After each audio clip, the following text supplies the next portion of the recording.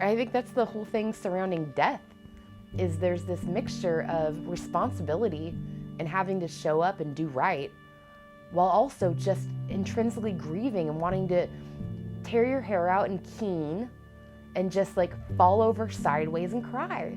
And you have to like live in that, and then worse still, you have to live through that. Like you have to come out the other side, and at some point everybody around you wants you to be you again. Guess what? You don't get to be. I'm not me. I'm not the me that existed prior. I'm completely different.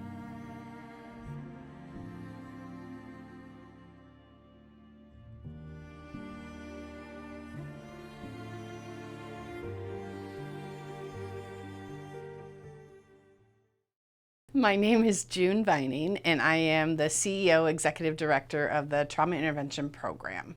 TIP is a nonprofit organization of specially trained citizen volunteers that respond to citizens in crisis.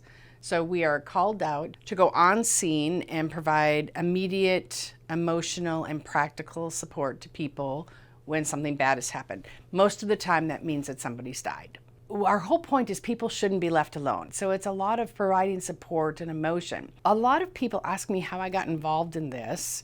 You know, I'm married to a homicide detective, and by the time baby number 3 was born, I had decided, I had already been home after baby number 2 for several years, and I saw an article in the newspaper about this volunteer opportunity, this great program that was coming to town. And I ended up going into the training, and it just worked for me. And about 10 years into the program, you know, my family suffered their own crisis and trauma when our 17, almost 18-year-old son died by suicide. Going through all of the disbelief and the grief, the extreme grief and unknowns after Nick's death, I remember just thinking, can I do this anymore? Should I do this? And in reflecting of that, I remembered so many conversations with Nick about how proud he was of me and what I did. And in that common question, what I was reminded of, when kids are asked, what do your parents do? It's pretty easy to say, my dad's a cop. But when they asked him what his mom did, his words were, my mom is a professional best friend, and she teaches other people how to be a good friend. And at that point, I knew that I was doing what I was supposed to do. My name is Jordan Birkeland, and I recently lost my father. I lost my father, Marvin Birkeland, on March 17th, 2022. I had gone to school, and I got a call that my dad was found unresponsive in the bathroom. My little brother called 911. The paramedics were performing CPR on him, and about halfway home, I got a text from my other brother saying that he had died. They said he died of natural causes, likely a heart attack. I'm really jaded by the whole thing, honestly. I feel like it's such a, as nice as, like everybody was so nice, and like, so everybody's personalities were fantastic, but just like the pricing and all the decision making, it just feels so slimy. The fact that the onus is on the family to do all of this just blows my mind. Phyllis died in January 8th, if I remember correctly, and then Hal died right after her birthday in June. Kind of the morning that she died was when we started like making plans, and emotions were running high, and we were all sleep deprived, and we all thought that it would be like, go to the funeral home and be like, that casket, and then go to the burial site and be like, what day is best for you guys? I do remember that Hal decided, her husband decided that she needed a bonkers casket, which is hilarious. It's going in the ground. It was rose gold. That's adorable. And I think that was about $5,000. At that point, it was kind of on us to decide to do an obituary, which we did. And my husband at the time, great writer, agonized over it, wrote a great obit. But we didn't know what it would cost. It was insane. Like, to do anything other than a picture was hundreds of dollars. When we talk about death, or when a death has happened, is the cost of final expenses. People are surprised at how much it costs to all the things that you have to do when somebody dies. It was surprising how many things needed a death certificate, and you have to pay for each death certificate. And certain avenues, like the bank, needs short form, and then other organizations need the long form, so you need to know how many you need to buy. Just all the things that go into it. $150 to get death certificates, to get things like moved around. The $175 cardboard, that just throws me for a loop. That's nuts. Honoring your dead is expensive. Like, I just keep coming back to this. Your obituary, the pleasure of letting other people know and putting ink on paper for somebody that's precious to you and is excessively expensive. I think that for Phyllis, it cost about $900, and that was to be in our local newspaper. And then for Hal, we put into a couple because he was in the military and moved all over and had a bunch of buds, so I think that ended up costing a couple $1,000. And then at the funeral home, when they're telling us you need 5 copies of a death certificate, I'm like, this doesn't even, well, why? It's like it's like $100 a piece.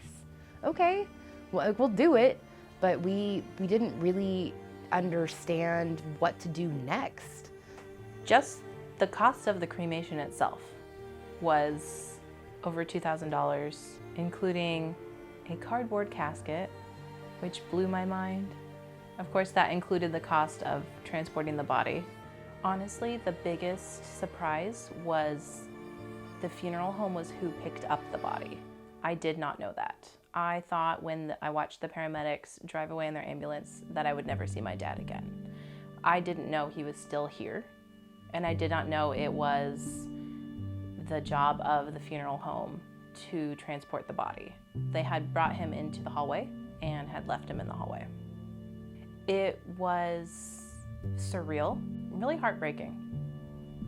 I wish there would be a little more time for empathy and compassion even, rather than leaving wrappers everywhere, and they hit his head when they pulled him out of the bathroom and just left the blood on the floor. It would have been nice to have a little bit more empathy with the family. When you let them know that a veteran or a spouse died, they kind of give you a path forward in a sense, but as far as like finding all of her random life insurance policies, what to do with their bank accounts, it took forever to even just figure out what we needed to figure out. Like there was no way to like make a plan because we had to make a plan to figure out how to make a plan. So, oh my God, it's just like after you get the death certificates, that you spend like a week and a half just filling out forms, and it's so frustrating. You know what I mean? But you do it, and then you start reaping a little bit of the benefits, because we did get the free flag, we did get the veterans death benefit, because Social Security only pays $255. Yeah, that was my son's funeral. So by the time we had done the casket and the plot and the liner for the plot and everything, it was close to $16,000, and he died in 2006. I guess my thing is anything that is available, take advantage of it. It's there because you paid for it. If you didn't pay for it, it's there because it's goddamn necessary. We don't live in a country where you can get that on the economy. What was it like getting that bill and just like having it kind of quantified like that? How did that feel? That's hard. I'm going home to live with God. All my troubles will be over, and I made a brand new start.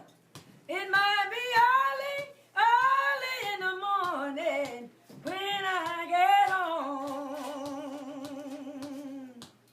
When my work on earth is done, I'm going home to live with God. All my troubles will be over, and I'll make a brand new start. In the morning when I rise, shake the dust off my feet and wipe my weeping eyes. It might be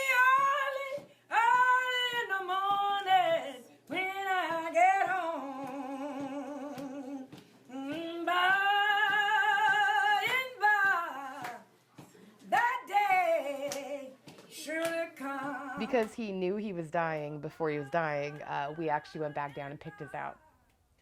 Because I made a joke about it being plywood. He's like, you can't do plywood. Do you mind if I ask what you picked out? Like 3 up from plywood. I think the new title of this documentary is going to be 3 Up from Plywood. Early in the morning when I